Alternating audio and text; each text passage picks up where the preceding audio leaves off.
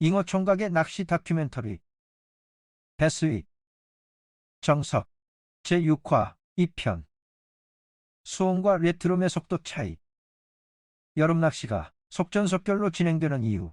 제6화에서는 소리의 세 가지 요소, 크기, 높이, 음색에 대해서 알아봤다면 6화 2편에서는 소리의 속도와 관련하여 여름 시즌에 펼쳐지는 빠른 템포의 낚시에 대해 알아보기로 합니다. 앞서 말했듯이 소리란 매질의 진동에 의해 전달되는 파동의 일종입니다. 그런데 여기서 주목할 부분은 파동은 매질이 얼마만큼의 탄성을 가지고 진동하느냐에 따라서 전달 속도가 달라지게 된다는 것입니다. 탄성이란 외부에서 힘을 가하면 모양이 변했다가 그 힘이 없어지면 바로 본래의 모양으로 되돌아가는 성질을 말합니다. 이처럼 탄성을 가지고 있는 어떤 매질은 외력을 받아 형태가 변형되었을 때 분자들이 원래 자리로 빠르게 되돌아가는 성질을 지니고 있습니다. 가령 철이나 니켈 같은 금속들은 입자들 사이의 간격이 좁은 강한 탄성체이기 때문에 소리라는 파동이 매우 잘 전달됩니다. 이에 비해 물과 비슷한 대부분의 액체는 탄성이 크지 않기 때문에 철과 같은 고체에 비해 소리를 잘 전달하지 못하며, 더욱이 기체는 탄성이 거의 없기 때문에 고체나 액체보다도 소리를 잘 전달하지 못하는 매질입니다. 사진 참조. 소리의 전파 속도는 고체, 액체, 기체, 순서로 빠르다. 일반적으로 수중에서의 음파 속도는 약 1500m/s로서 공기 중에서의 340m/s보다 4배 정도 빠르고, 게다가 수중에서는 거리에 따라서 소리가 약해지는 현상이 육상에 비해 적기 때문에 아주 멀리까지 전달된다. 수치로 비교하자면 소리는 물이라는 액체 속에서 공기 중에서보다 약 4배 빠르고, 강철 속에서는 공기 중에서보다 약 15배 빠르다고 볼 수 있습니다. 도미노가 차례로 쓰러지면서 힘을 전달하는 것처럼 소리의 파동은 어떤 탄성체 속에서 전달되느냐에 따라서 서로 다른 속도로 전달된다는 것이지요.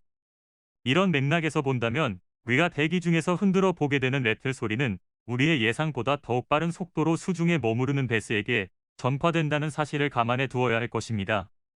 얼핏 생각해 볼 때 소리의 속도는 소리를 내는 물체의 종류에 따라 달라질 것 같지만, 사실 음속은 물체의 종류와는 관계가 없고 소리를 전달하는 매질 성질에 따라 달라지게 됩니다.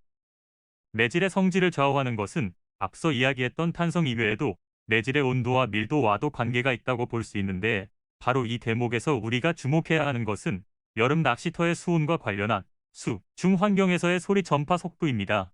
앞서 살펴보았듯이 수중에서의 소리 속도는 대기라는 매질이 존재하는 공기 중보다 빠릅니다.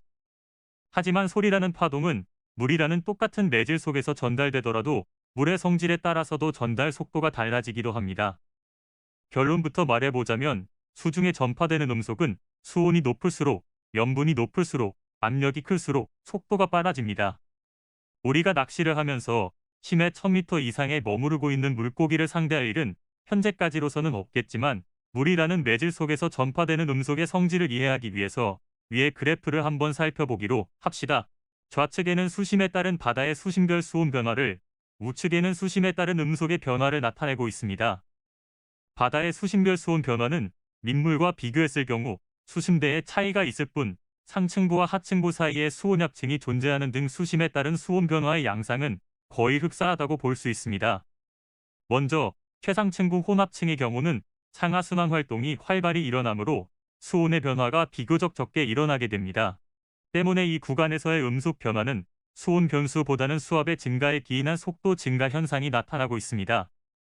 그러나 최상층부인 혼합층으로부터 좀 더 깊이 내려가 수온약층이라 불리는 구간에서는 수온이 급격하게 떨어지므로 음속 또한 급감한다는 것을 알 수 있지요.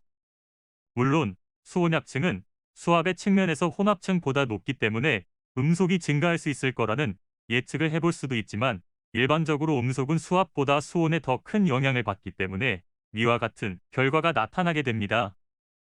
참고로 수온 1도 증가 시 음속 3m/s, 염분 1%, 증가 시 1.3m/s, 수심이 100m 증가 시 1.7m/s씩 빨라집니다.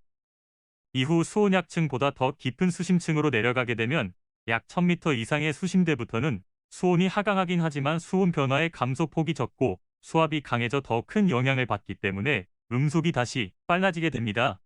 수압이 강해진다는 것은 소리 파동을 전달하는 매질의 입자들이 서로 가까워진다는 것이므로 결국 파동의 전달력이 더욱 좋아진다고 볼 수 있겠지요. 물론 민물 배스 낚시에서는 이처럼 깊은 수심대를 상대할 일도 없고 염분과 수압이 크게 작용하여 음속에 관여하는 일도 지극히 드물다고 볼 수 있습니다. 그러나 우리가 여기서 주목해야 할 것은 바로 계절별 수온에 따른 음속의 차이입니다. 위의 그래프를 살펴보면 0에서 4도 정도에 머무르는 겨울 수온대와 약 30도에 머무르는 여름 수온대 사이에는 엄연히 음속의 차이가 존재하고 있음을 알 수 있습니다. 학자들이 말하는 바에 따르면 수중 환경에서는 1도 증가할 때마다 수중의 소리의 속도는 약 3에서 4.6m/s가 증가하게 되고 공기 중에서는 온도가 1도 높아질 때마다 약 0.6m/s 증가한다고 밝히고 있습니다. 파동을 전달하는 어떤 매질의 온도가 높아진다는 것은 파동 에너지를 전달하는 분자들의 에너지 또한 그만큼 커진다는 것과 같으므로 음속이 빨라진다는 논리입니다. 자, 그렇다면 이제 낚시 이야기를 해봅시다.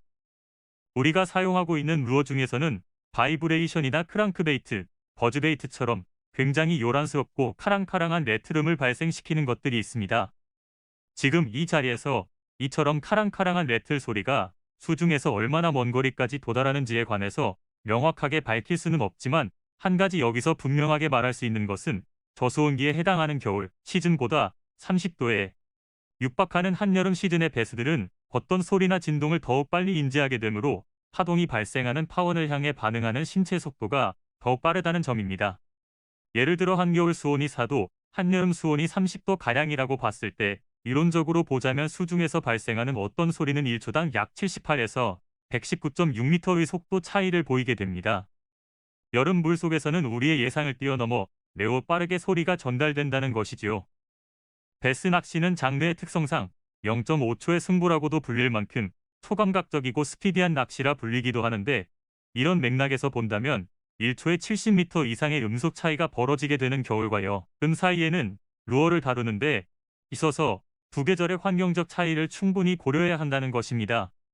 우리는 특히 여름 시즌에 표층에 떨어진 루어에 즉시 반응하게 되는 이른바 폴링바이트 현상을 자주 경험하게 되는데 이는 착수음의 전달력이 타 계절에 비해 여름이 빠르기 때문이라고 해석해 볼 수 있습니다. 물론 이론이 그렇다고 해서 다른 변수를 무시한 채로 여름 시즌이 되면 무조건 빠른 템포의 공격적인 낚시를 하자는 것은 아닙니다. 다만 이런 물리적 현상을 예로 들어 필자가 밝히고 싶은 것은 수온이 높은 여름 시즌은 음속 증가로 인하여 배스의 반응 속도가 빨라지는 만큼 액션을 줄 때마다 조금씩 할애하게 되는 군더더기 시간을 줄여나가 보자는 것입니다. 우리는 낚시를 하면서 어떤 포인트에 캐스팅을 한 뒤 어떤 액션을 주고 얼마나 기다리며 또 얼마나 빨리 감아들일지 등 무수히 많은 생각과 판단을 하게 됩니다. 여기에는 배스가 있을까 없을까, 포인트는 좋은데 왜 입질이 없을까, 다른 곳으로 이동해야 하나, 아니면 이곳에 계속 머물러야 하나, 결국 이런 고민들은 하루 온종일 포인트를 옮겨 다닐 때마다 하지만 필자의 경험상 여름 시즌만큼은 어떤 포인트를 공략함에 있어서 내적으로 오랜 시간 동안 갈등하지 않아도 된다고 봅니다. 여름 시즌에는 내가 어떤 곳에서 연출한 루어의 승패가 더욱 빨리 결정되기 때문입니다. 시간은 한정되어 있는데 어느 한 포인트에서 미련을 가지고 한두 번씩 더 던지다 보면 결국 가능성이 잠재되어 있는 또 다른 포인트를 공략하지 못할 가능성이 높아지게 됩니다. 아주 잠깐 머뭇거리는 판단력의 시간조차 줄여나가는 것. 이것이야말로 초단위의 속도 싸움을 즐기는 배스 낚시의 진정한 묘미라고 생각해 봅니다.